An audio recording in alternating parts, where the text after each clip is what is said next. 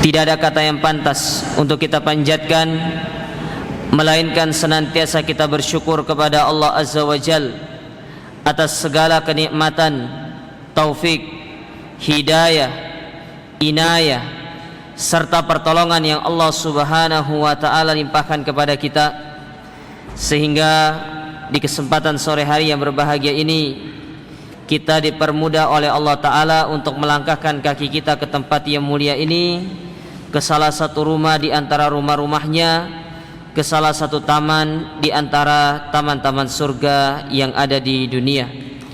Dan kita berdoa kepada Allah Azza wa Jal, semoga Allah Subhanahu wa ta'ala melimpahkan kepada kita taufiknya dan kita bisa dikumpulkan bersama dengan Rasulullah sallallahu alaihi wasallam di dalam surganya kelak yang ada.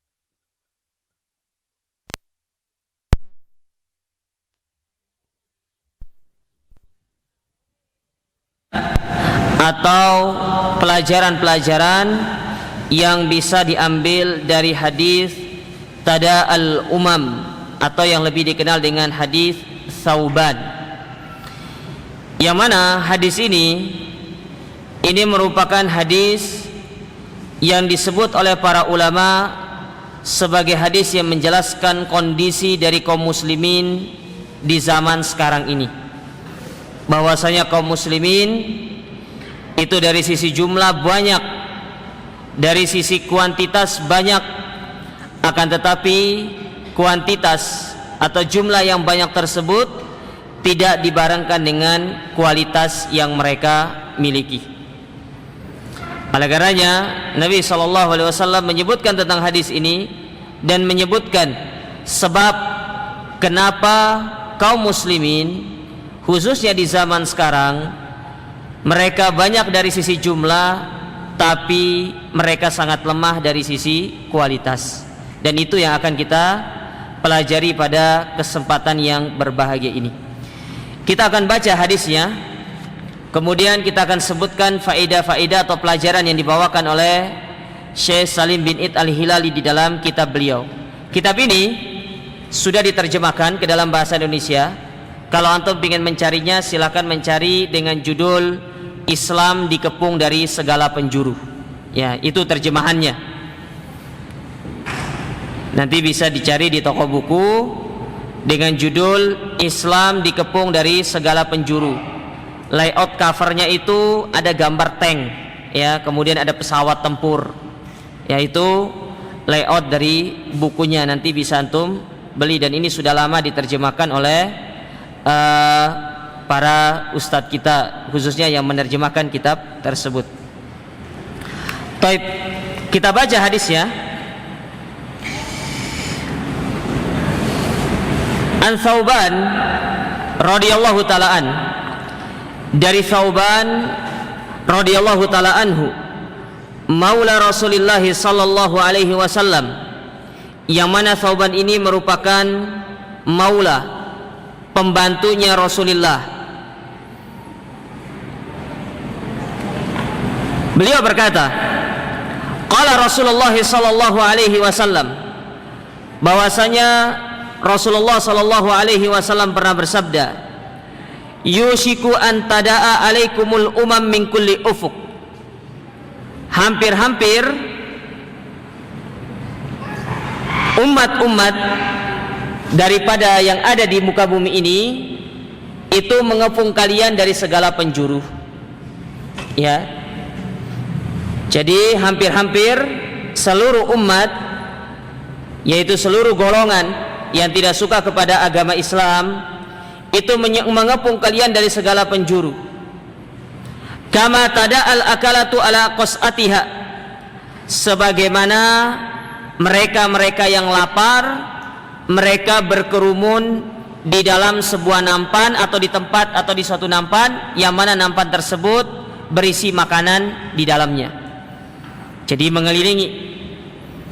Kita kalau pernah makan ya dalam satu nampan, jadi nampan itu di tengah, kita mengelilingi nampan tersebut. Ya, nah nampan itu diibaratkan oleh Nabi SAW, itulah agama Islam. Sementara yang mengelilingi nampan tersebut adalah mereka-mereka dari umat-umat yang lain, dari agama-agama yang lain, mereka-mereka yang tidak senang kepada agama Islam atau musuh-musuh Islam.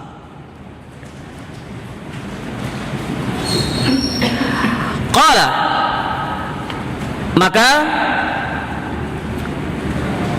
sahabat mengatakan, kulna, kami pun mengatakan kepada Rasulullah SAW, ya Rasulullah, wahai Rasulullah, amin killatin nahnu yauma idzin, apakah pada saat itu jumlah kami sedikit? Jadi para sahabat bertanya, ketika kami dikepung oleh musuh-musuh kami, oleh orang-orang yang tidak senang kepada Islam, apakah pada waktu itu kaum muslimin jumlahnya sedikit? Maka Nabi SAW mengatakan, la bal antum yauma idzin katsir, tidak, akan tetapi pada hari tersebut atau pada saat itu jumlah kalian itu sangat banyak. Jadi jumlah kalian banyak, bukan menjadi minoritas, tapi kalian adalah orang-orang yang mayoritas. Namun mayoritasnya kalian ternyata dikepung oleh orang-orang atau golongan-golongan yang minoritas. Maka Nabi SAW melanjutkan hadisnya dengan mengatakan, walakinnakum gusa'un ka gusa'is sail, akan tetapi banyaknya kalian itu ibaratkan buih yang ada di lautan. Ya, banyaknya kalian itu seperti banyaknya buih yang ada di lautan. Antum pernah lihat buih kan di lautan ya? Ada yang tidak pernah ke laut? Pernah lihat banjir kan? Banjir kan ada buihnya biasanya kan? Membawa barang-barang yang kecil-kecil ya, atau buih itu kan biasanya kan ya apa namanya, gumpalan-gumpalan yang ada di atas air itu. Nah, coba lihat bagaimana buih itu diombang-ambing oleh ombak, oleh banjir tersebut. Kemana arah air bergerak, ke situ dia berjalan. Kemana arah banjir itu berjalan, ya ke situ buih itu. Kurang lebih seperti itu. Akan tetapi kalian ibaratkan buih seperti buih yang ada di lautan. Yanzi'ul mahabata min qulubi aduwikum. Akan tetapi Allah Subhanahu wa taala telah mencabut rasa takut dari musuh-musuh kalian, dari hati-hati atau dada-dada dari musuh-musuh kalian. Wa yaj'ala atau wala yakdhifannallaha fi qulubikum alwahan. Dan Allah Subhanahu wa taala telah menjadikan di dalam hati-hati kalian alwahan. Ya, jadi dengan banyaknya kalian itu seperti buih di lautan. Di satu sisi Allah mencabut rasa takut yang ada di dalam musuh-musuh kalian kepada kalian. Allah jadikan wibawa Islam ini tidak ada. Padahal banyak, dari sisi jumlah banyak, tapi tidak memiliki wibawa, tidak memiliki kewibawaan di tengah umat-umat yang lainnya. Dan yang lebih parah, kata Nabi SAW, Allah menjadikan di dalam hati kaum muslimin ini penyakit al-wahan. Qalu, maka para sahabat bertanya, ya Rasulullah, wamal wahan? Maka ketika Nabi SAW menyebutkan tentang wahan, maka para sahabat bertanya, ya Rasulullah, apa itu al-wahan? Qala, maka Nabi SAW mengatakan, hubbud dunya wa karahiyatul maut. Yang disebut dengan wahan itu adalah cinta terhadap dunia dan takut akan kematian. Dalam riwayat yang lain, wa karahiyatul akhirah, yaitu takut akan negeri akhirat. Hadis ini dikeluarkan oleh Imam Ahmad di dalam musnadnya dan juga oleh Al-Imam At-Tabrani dan yang lainnya, serta diriwayatkan oleh Abu Nuaim di dalam kitab Hilyatul Auliya. Dan hadis ini dengan sanad yang jayyid dan dihasankan oleh para ulama hadis yang lainnya. Hadis ini jamaah sekalian disebutkan oleh Syekh Salim bin Id Al-Hilali. Beliau membawakan ada sekitar 12 pelajaran atau 12 faidah yang beliau keluarkan dari hadis yang mulia ini. Namun kita tidak akan menyebutkan ke-12 dari faidah tersebut. Saya akan menyebutkan beberapa faidah saja yang sekiranya itu merupakan faedah yang sangat penting yang perlu untuk kita perhatikan. Dari ke-12 itu semuanya penting, tapi mengingat waktu yang sedikit, jadi kita ambil yang paling penting dari 12 faedah yang dibawakan oleh penulis di dalam buku ini. Nanti kalau antum ingin membacanya, bisa langsung beli terjemahannya yang berjudul tadi, Islam dikepung dari segala penjuru. Ya, sudah ada terjemahannya. Ya, insyaallah kalau toko bukunya jual, kayaknya masih banyak, karena buku ini cetakan awalnya terjemahannya itu pada tahun 2000, kalau nggak salah itu 2009, itu cetakan awalnya 2009-2008 ya kurang lebih. Ini buku ini diterjemahkan pertama kali dan itu sudah disebarluaskan di negara kita ini, dan silakan antum cari terjemahannya nanti untuk bisa membaca lebih mendalam lagi. Baik. Apa saja faedah atau pelajaran disebutkan oleh penulis dalam hadis ini? Kita ambil dari faedah yang pertama. Faedah yang pertama yang disebutkan oleh penulis yaitu al-kufaru ba'duhum li ba'din adu. Orang kafir itu antara satu dengan yang lainnya itu mereka bermusuh-musuhan. Jadi jangan kira orang kafir meskipun mereka itu sepakat membenci kaum muslimin, membenci Islam, tapi pada hakikatnya orang kafir itu mereka juga saling bermusuh-musuhan. Kata Allah Subhanahu wa taala, tahsabuhum jami'a wa qulubuhum syatta. Jangan kira ketika mereka itu bersatu untuk menghancurkan kaum muslimin, untuk menghancurkan Islam, mereka itu berada dalam satu hati, tidak. akan tetapi hati mereka itu bercerai-berai. Mereka berselisih. Ya. Meskipun dari sisi tujuan satu, ingin menghancurkan kaum muslimin, tapi pada hakikatnya antara A dengan B itu tidak sama. Sama kalau kita tarik ke dalam dakwah salafiyah, betapa banyak kelompok memusuhi dakwah salafiyah, betapa banyak kelompok mereka tidak senang dengan dakwah salaf, bahkan memberikan gelaran-gelaran yang tidak baik kepada dakwah salaf. Antum kira mereka itu satu? Tidak. Pada hakikatnya mereka juga saling bercerai-berai, saling mencela satu dengan yang lainnya, saling memvonis satu dengan yang lainnya. Kalau kita tidak ikut mereka, mereka memvonis mereka dengan demikian. Kalau yang ini tidak ikut ini, yang ini akan memvonis begini dan begini. Ya, kurang lebih seperti itu. Ya. Makanya tidak ada persatuan yang hakiki kecuali persatuan di atas Al-Quran dan Sunnah ala fahmi salafil ummah. Tidak ada persatuan yang hakiki melainkan persatuan yang dibangun di atas kalimatut tauhid, yaitu kalimat la ilaha illallah. Baik. Saya akan membacakan apa yang dibawakan oleh penulis di sini. Ada beberapa kalimat yang sangat penting yang ingin saya nukilkan atau saya ingin bacakan, terutama apa yang dinukil oleh beliau dari ucapan tokoh Ikhwanul Muslimin. Ya. Yang dinukil oleh beliau dari salah satu tokoh Ikhwanul Muslimin yang bernama Ad-Doktor Yusuf Al-Qardawi. Antum pernah dengar? Pernah dengar tidak? Ada yang belum pernah dengar? Kalau belum pernah dengar nggak usah dicari, bahaya. Ya, pemikirannya bahaya. Nanti antum akan saya bacakan. Ini banyak pemikiran-pemikiran yang diagung-agungan oleh mereka-mereka yang berintisab kepada Ikhwanul Muslimin, kepada pemikiran-pemikiran Yusuf Qardawi, tapi pada hakikatnya pemikirannya sangat jauh dari pemikiran yang lurus. Ya. Kita baca dulu yang pertama. Kata Syekh, lah ini mau habis waktunya nih. Kali 15 kan? Masa baru muqaddimah sudah selesai kita ini? Ya. Baik. Kita baca sedikit ya. Kata Syekh di sini bahwasanya Nabi SAW mengabarkan di dalam hadis tersebut bahwasanya mereka orang-orang kafir, orang-orang kufar. Kita berbicara skala kufar ya, skala di luar Islam, tidak berbicara dalam kelompok Islam. Ya.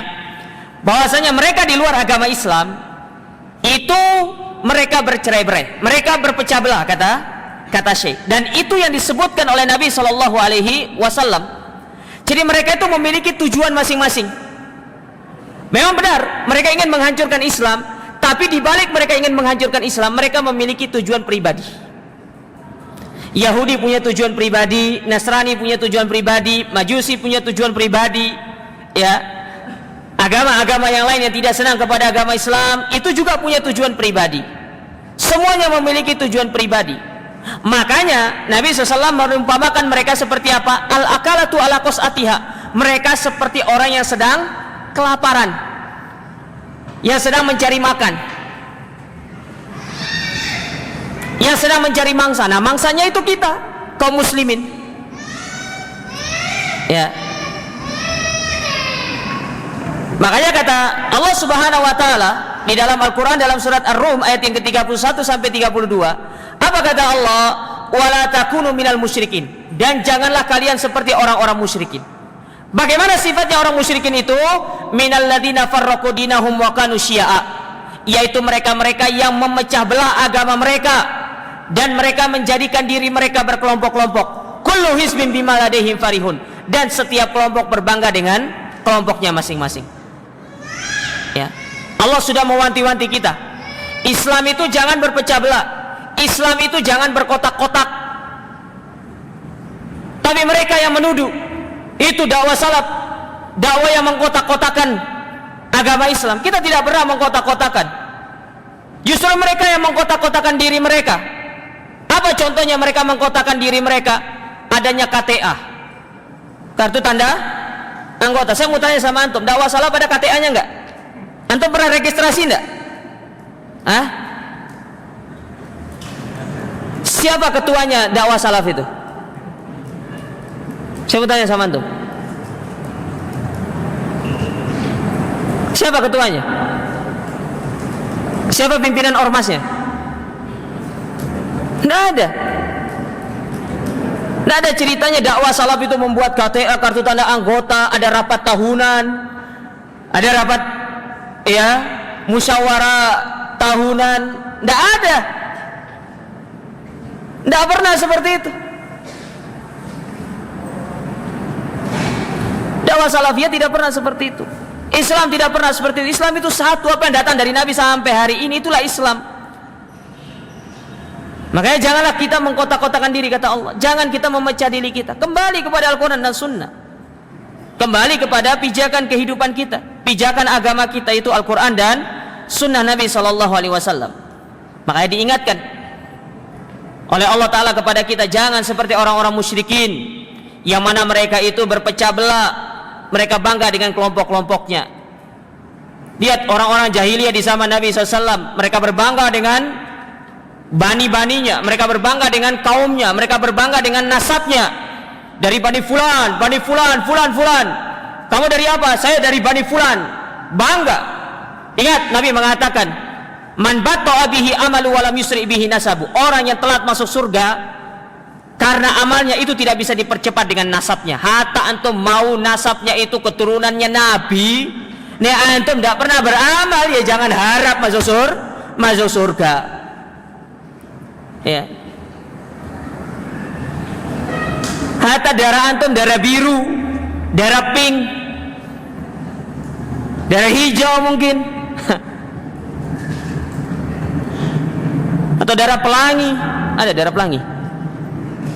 Atau darah antum itu pelangi, atau darah yang paling tinggi.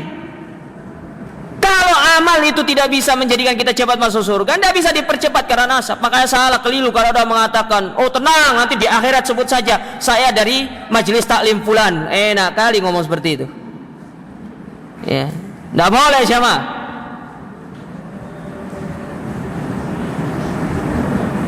Ini yang perlu diperhatikan. Ya. Jadi jangan kita memecah belah diri kita. Jangan kita seperti orang-orang musyrikin. Kemudian Allah Subhanahu wa taala berfirman di dalam surat Al-Imran ayat yang ke-105, kata Allah Ta'ala, wala takunu kalladzina tafarraqu wakhtalafu min ba'di ma ja'ahumul bayyinat. Dan janganlah kalian seperti orang-orang yang berpecah belah dan menyelisihi apa-apa yang telah datang kepada kalian dari petunjuk. Wa ulaika lahum adzabun adzim. Ketahuilah, apabila kita termasuk orang yang demikian, kita akan mendapatkan azab yang sangat pedih di hari kiamat. Ini camkan bahwasanya di balik mereka itu bersatu untuk menghancurkan Islam, namun pada hakikatnya mereka juga saling bermusuh-musuhan. Mereka juga saling gontok-gontokan kalau bahasa kita. Ya, saling gontok-gontokan. Antum coba lihat kejadian Mesir pada waktu itu, ketika selesai menggulingkan siapa? Husni Mubarak. Apa yang terjadi? Rebut kekuasaan. Merebut kekuasaan. Ya. Makanya kita dilarang yang demikian, jamaah sekalian. Ya, jauhkan diri kita dari sifat-sifat yang demikian. Karena itu pada hakikatnya sifat orang-orang jahiliyah yang tidak boleh kita pelihara, yang harus kita buang jauh-jauh. Ya. Ini faedah yang pertama, saya singkat saja. Faedah yang kedua yang dibawakan oleh penulis di sini. Anna umamal kufri jami'uhu atau jami'uha tu'adil Islam wa ahlahu wa du'atahu. Bahwasanya orang-orang kafir mereka itu memusuhi Islam dan atau beserta orang-orangnya, baik itu yang memeluk Islam ataupun dai-dainya. Ya, itu orang-orang kafir. Ya. Makanya ketika ada duat yang menyuarakan kebenaran, tidak lepas dari yang namanya fitnah. Itu salah satu misi mereka. Bagaimana menjadikan ya dai-dai yang menyeru kepada kebenaran itu, ya mereka itu mendapatkan fitnah supaya mereka itu berhenti. Namun ingat, ya Allah Subhanahu wa taala pasti akan menolong para dai-dai yang selalu menyeru kepada kebaikan. Baik. Saya ingin bacakan nukilan biar antum tidak terpesona dengan pemikirannya tokoh-tokoh Ikhwanul Muslimin. Ya.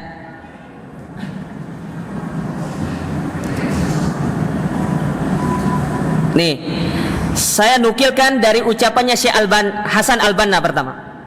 Yang mana ucapan ini itu dinukil oleh Mahmud Abdul Halim di dalam sebuah tulisannya yang berjudul Al-Ikhwanul Muslimin Ahdatsun Sunat atau Suniat At-Tarikh. Ya, jadi ada suatu tulisan yang bernama Ikhwanul Muslimin Ahdatsun Suniat At-Tarikh. Ya. Di dalam tulisan itu orang ini, Mahmud Abdul Halim ini mengutip perkataan dari Hasan Al-Banna. Nih, saya bacakan ya. Kata dia, "Fa inni uhibbu an uwaddiha bihtisar." Kata Hasan Al-Banna, "Sekarang aku ingin menjelaskan secara ringkas terkait permasalahan Palestina." Nih Palestina nih, masalah Palestina nih yang sekarang terjadi nih. Ya, dan yang zaman dahulu telah terjadi. Nih ucapannya dia nih biar antum tahu. Ya, kata dia, "Fa uqarriru inna husumatana lil yahud laisa diniyah." Permusuhan antara orang Islam dengan orang Yahudi bukan dalam masalah agama.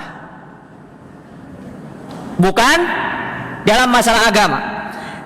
Li'anna al-Qur'an hadda ala musafatihim wa musadaqatihim wal Islam syariatu insaniyah qabla an yakuna syariata qaumiyah. Kata dia, ini bukan permasalahan yang berkaitan dengan agama, karena Al-Quran itu menyeru kita untuk saling membantu, saling berkasih sayang.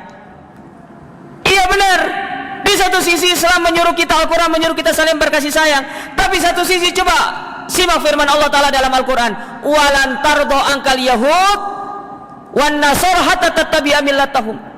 Tidak akan pernah ridho orang-orang Yahudi dan Nasrani itu sampai kalian mengikuti agama mereka. Nah ini Allah yang mengatakan demikian. Saya mau tanya sama antum mau percaya siapa? Allah atau Hasan Al-Banna?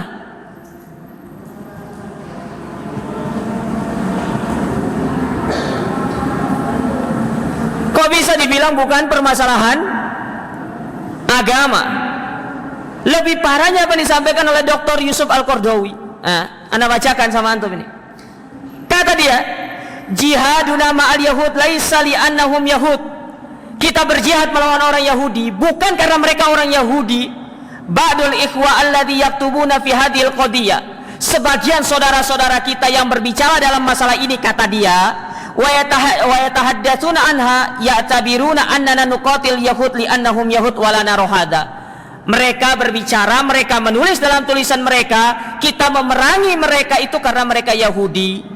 Bukan itu pada hakikatnya, kata dia.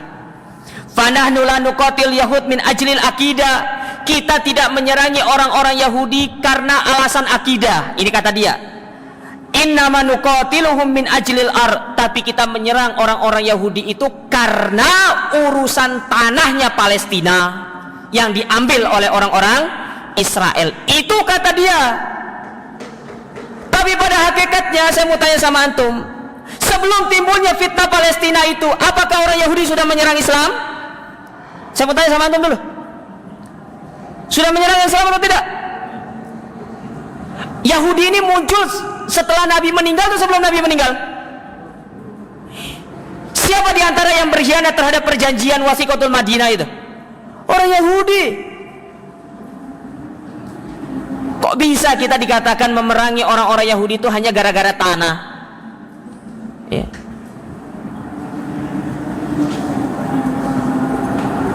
Hati-hati jamaah. Ya. Ini yang diwanti-wanti. Pemikiran-pemikiran seperti ini, inilah yang merusak Islam itu, yang menjadikan Islam itu bisa rusak. Yang merusak Islam itu bukan orang luar, tapi orang yang di dalam Islam, yang mengaku membela Islam, tapi pada hakikatnya menghancurkan agama Islam. Maka kenali hakikatnya. Apa yang disampaikan itu kenali hakikatnya. Timbang dengan timbangan kebenaran, bukan dengan timbangan hawa nafsu. Wah Ustaz, dia pemikir Islam, dia cendekiawan Islam. Banyak cendekiawan Islam itu, tapi pemikirannya menyimpang. Betapa banyak lulusan-lulusan yang dari Lipia, Jakarta yang kumlot itu, tapi menyimpang dari ajaran yang benar.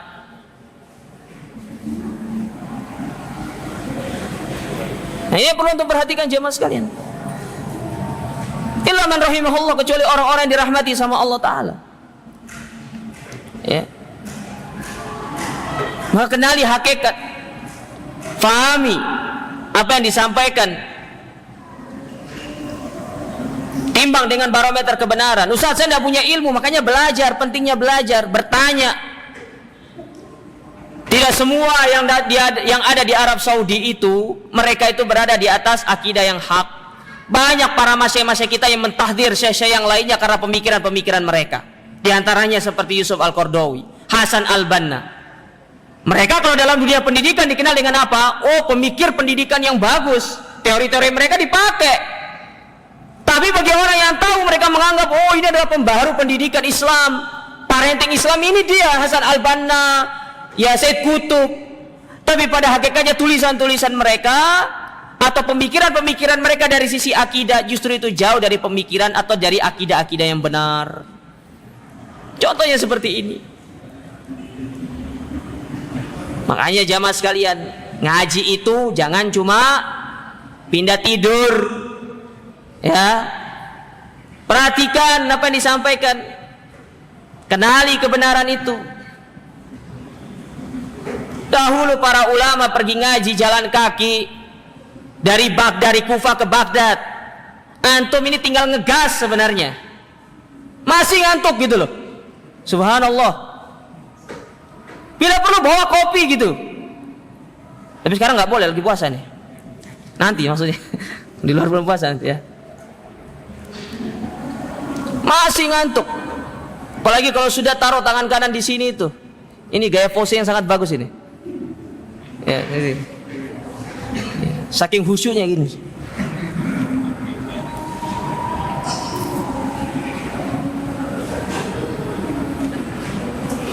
Ya. Apalagi yang muda-muda, jangan nyender di belakang. Biarkan yang bapak-bapak aja di belakang nyender. Muda-muda itu depan. Ya, antum nih kayak osteoporosis saja masih muda ini. Kurang vitamin dah. Nah ini jemaah sekalian. Ya. Ini pemikiran-pemikiran yang berbahaya. Makanya hati-hati, waspada. Ya. Sebenarnya masih banyak pemikiran-pemikiran dia yang dibawakan oleh penulis di sini, dan itu banyak juga disebutkan oleh Syekh Salim bin Ati Hilali, bahkan di dalam kitab Syekh Mansur Hasan Salman yang lainnya itu dibantah pemikiran-pemikiran mereka ini. Ya karena pemikiran mereka ini berbahaya. Bahkan pemikiran mereka inilah yang diadopsi oleh Usama bin Laden itu dalam jaringan teroris Al-Qaeda.